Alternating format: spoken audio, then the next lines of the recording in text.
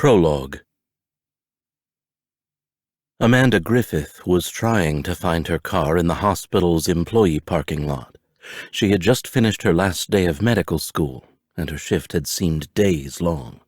She was overworked and overtired.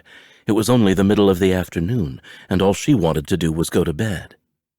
Her attending physician had been more difficult than usual today, tripping her up with incessant quizzing right as she was intubating a patient.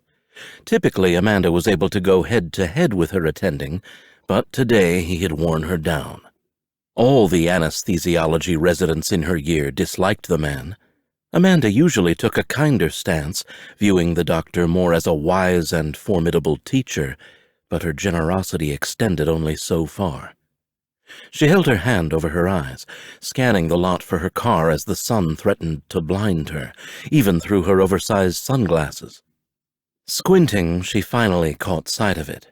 She was making her way in that direction when, out of nowhere, the daylight vanished, as if a cloud had passed in front of the sun, but there wasn't a cloud in the sky. As the darkness enveloped her, Amanda felt a charge. A shockwave coursed through her like liquid electricity. She could feel currents running up and down her arms. Then a sharp pain pierced through her skull and radiated down her spine.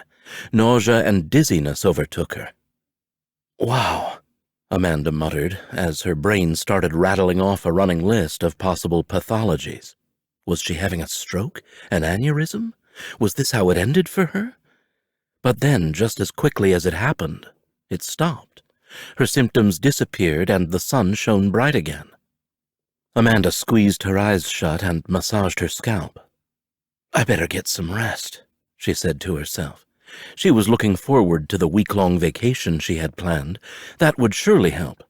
In fact, she couldn't wait to get to her car. The trunk was already packed with suitcases, and as soon as her best friend Lydia joined her, they'd be dashing off to the airport for a much-deserved vacation in paradise. A week at a 5-star resort in Panama. She could almost feel the sand between her toes.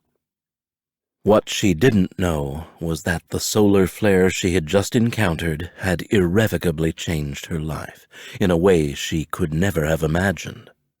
And nothing she'd learned in her medical training had prepared her for what was to come.